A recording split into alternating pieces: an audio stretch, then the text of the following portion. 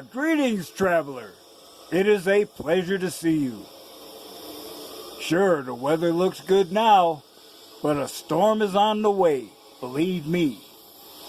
But please, don't just stand out here in the weather. You are more than welcome to enter my humble abode and share the fire with me.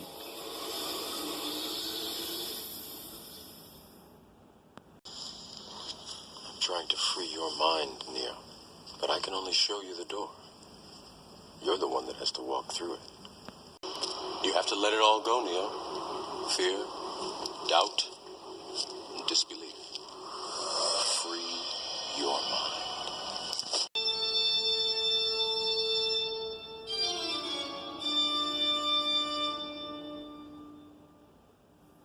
Well, traveler,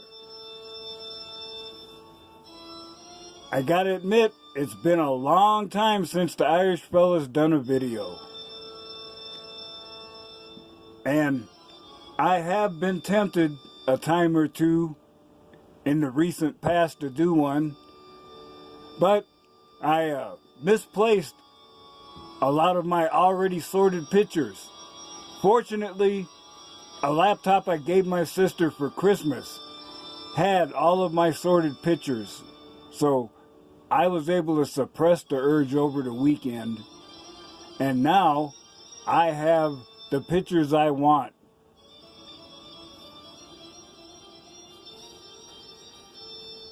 So,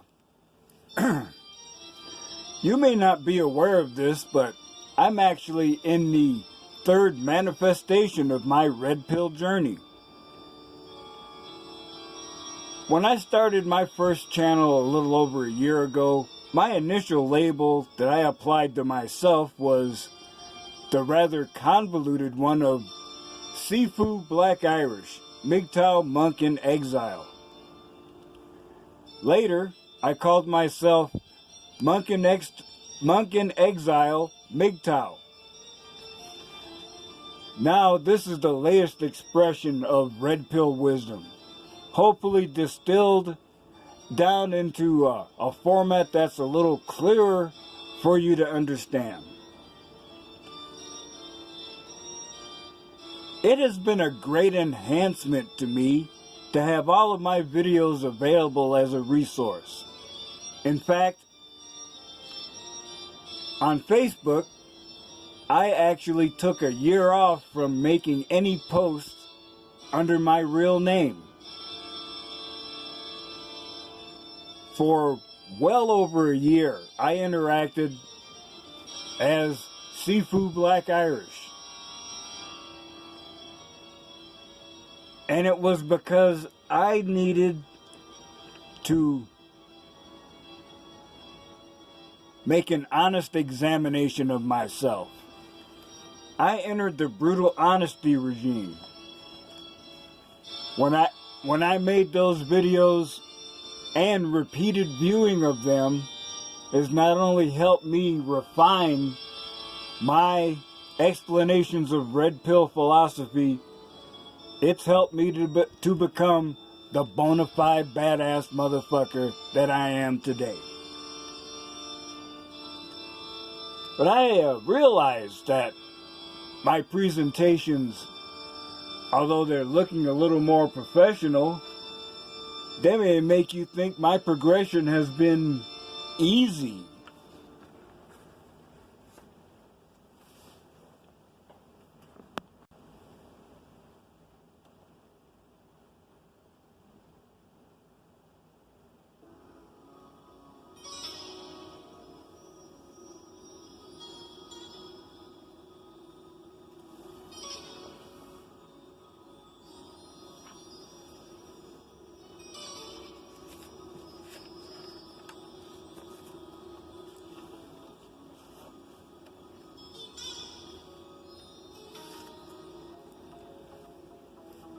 Let us step into the Wayback Machine and return to those days when I was force-feeding myself red pills.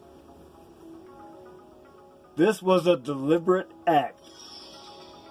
After so many years of inner suppression forced to use chameleon skill to survive, I knew my weakness.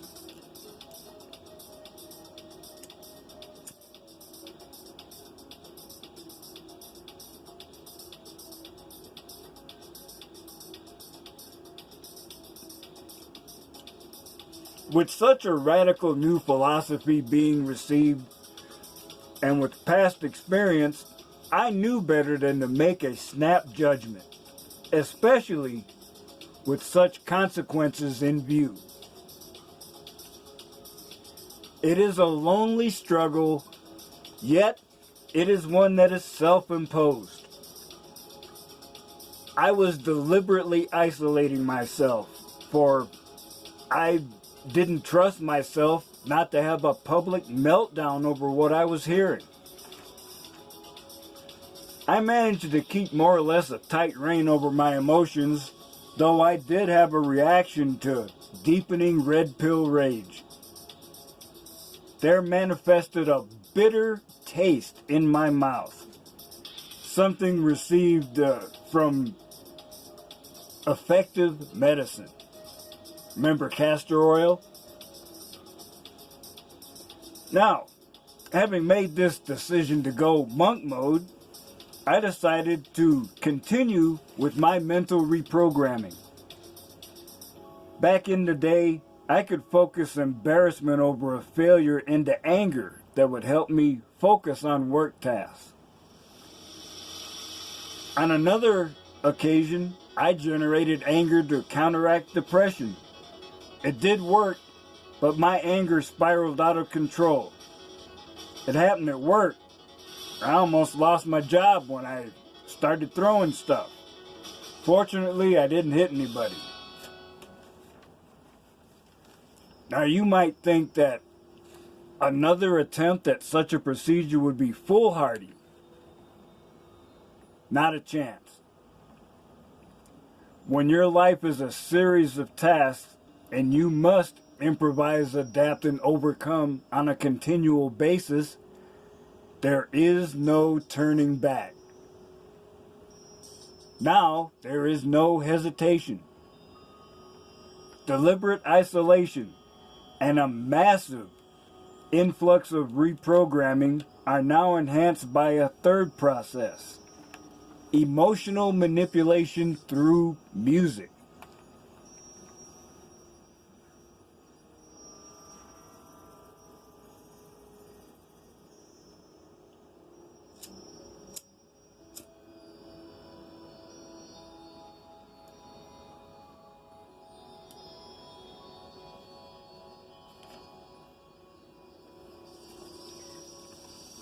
Making deliberate choices, one can induce or suppress any mood. For example, when my muse arrives and I'm in hardcore creative writing mode, I play the album Pink Floyd Animals. Those tones remain in the background, something that will not give me a jolt when I come out of the creative zone and actually hear the music again. Coach Greg Adams put out a great video a couple years ago talking about music. And he mentioned something that at that point in my red pill journey I wasn't really paying attention to. All the classic songs from the 40s on forward emphasize love as romance, as adventure. And the legendary Motown songs are just like that. Those songs have programmed men to think of women a certain way. Now, through bitter experience, we all know that females are programmed as well. They do not see us as leaders.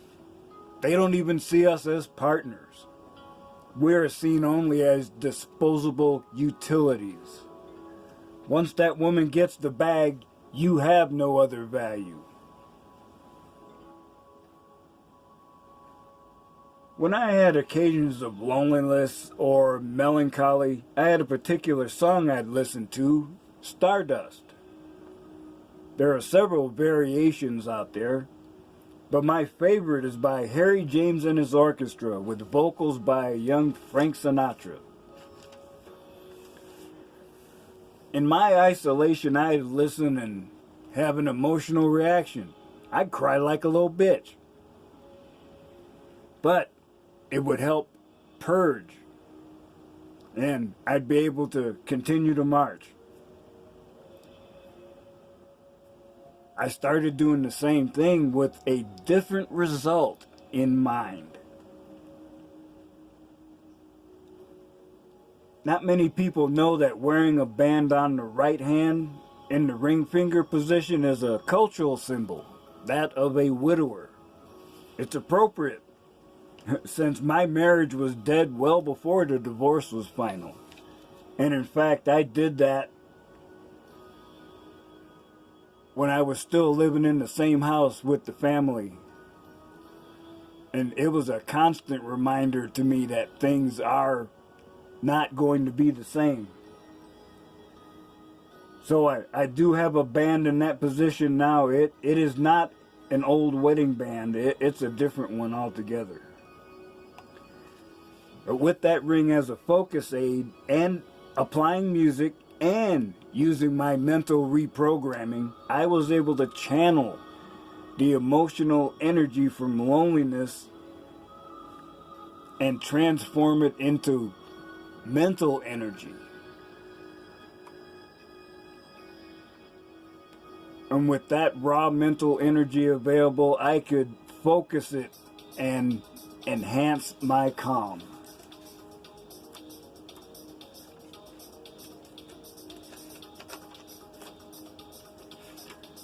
Now, the way I'm describing it, you may think it is, but it is not an easy or an automatic process. Certainly not at first. Because making an emotional outburst at work is not a good look. Multitasking is an aid here, and that's what I did. I had all this going on in the middle of the workday. Thinking all this stuff and having red pill content in one ear while I'm at the job site. Now, my techniques are not average or conventional. I've had doubters in the past who said I was weird, crazy, or deranged just because my viewpoint and opinions are just a little bit different than others. Still, no one can tell me that I cannot do something. I'll make it work just out of spite.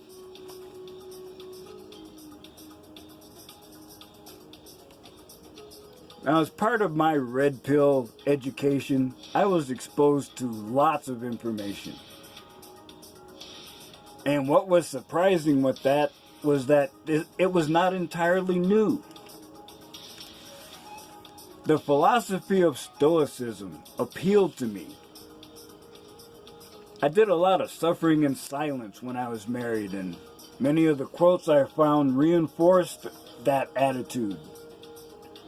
Developed slowly in isolation, and now I'm seeing quotes presented, and this is a form I can understand. According to Wikipedia, Zeno of Citium is regarded as the founder of Stoicism.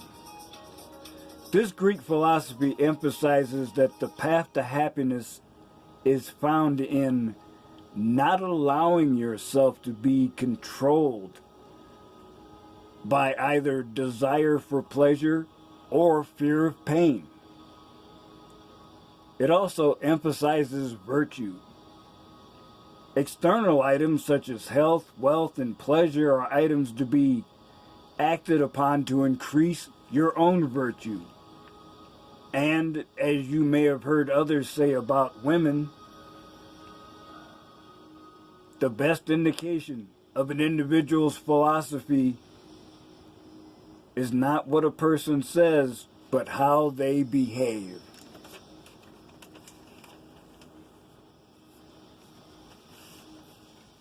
I have become familiar with some of the heavyweights of this philosophy, such as Seneca, the elder and younger, Epictetus, and the most bona fide badass motherfucker of them all, Marcus Aurelius.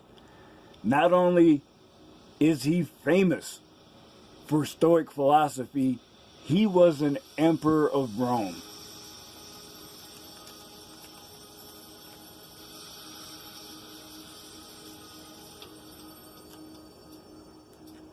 Stoicism teaches the development of self-control and fortitude to overcome destructive emotions, thereby becoming a clear and unbiased thinker.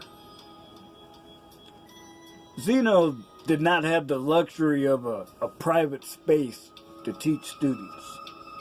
His discourses took place in public. Him and later adherents emphasized formal logic,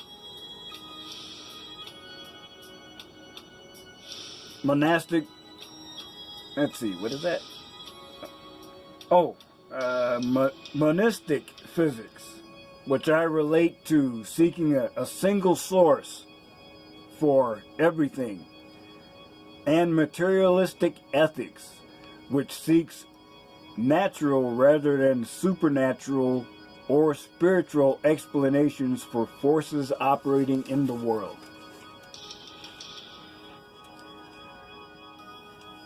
Stoics are often misunderstood by modern people. Usually they regard a Stoic attitude as unemotional or indifferent to pain, and that's it. Now, they did not seek to extinguish emotion, rather they thought to transform them. I have to admit this surprised me when I read it, for it's what I've done.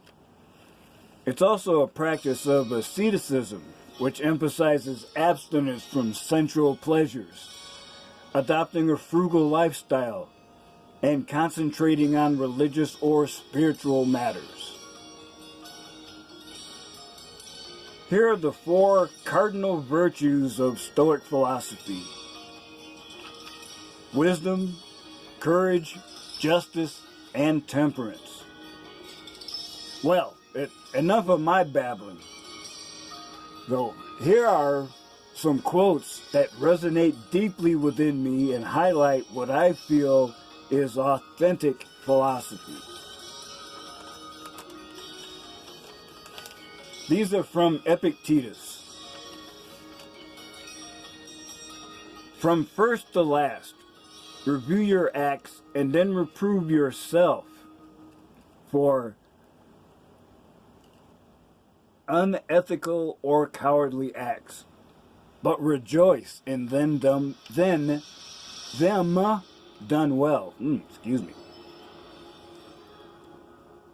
What should we do then? Make the best use of what is in our power, and trust the rest in accordance with its nature.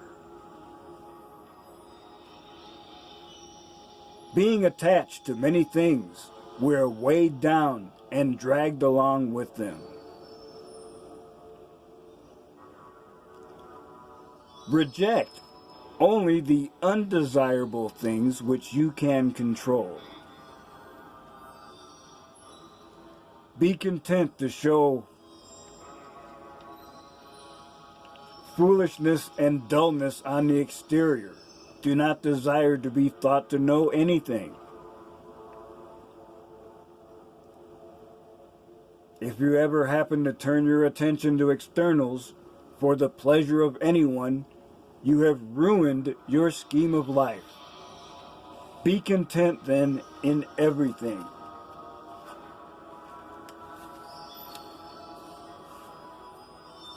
What else are tragedies but the ordeals of people who have come to value externals, tricked out in tragic verse?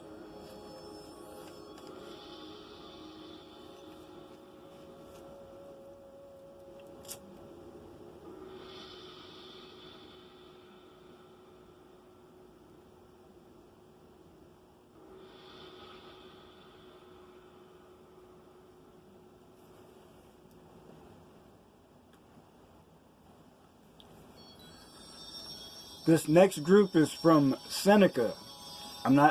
Don't remember if it's elder or younger. For why should I be afraid of any of my mistakes when I can say, beware of doing that again, and this time I pardon you. It is in times of security that the spirit should be preparing itself to deal with difficult times. It does not matter what you bear, but how you bear it. The man who has anticipated the coming of troubles takes away their power when they arrive. It is better to conquer our grief than to deceive it. And the last group is from Marcus Aurelius. You see how few are the things that a person needs to master if he is to live a tranquil and divine life. Whenever you are about to find fault with someone, ask yourself the following question. What fault of mine most nearly resembles the one I am about to criticize?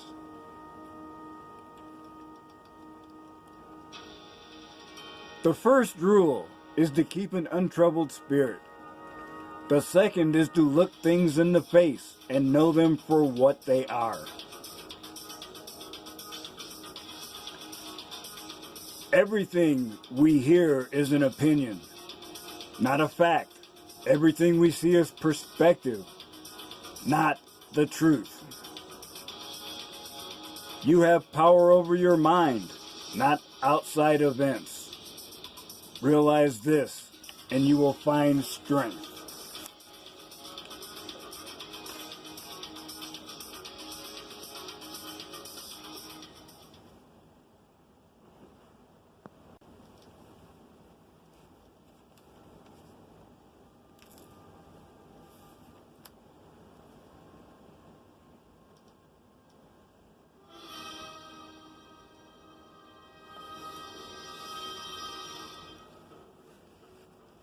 So, traveler, it's been a while. I'm glad you took a little time out of your busy schedule to see me. So, I have just one more quote from Marcus Aurelius, and it is a good one. He says, "Waste no more time arguing what a good man should be. Be one." And while I've been taking my break, I've been listening to a lot of YouTube videos that are doing Reddit stories. And one that really resonated with me while I was doing this script was, let's see, what happened to the outcast at school? And I can't remember where this phrase came to me, but I believe it applies, especially at my age. Be the kind of person you needed when you were younger. Because, brothers, you know that things are only going to get worse, especially for the young bloods out there. And if by sharing our experience with the young ones out there, we can keep them from tap dancing in a minefield, what little embarrassment I have is already gone.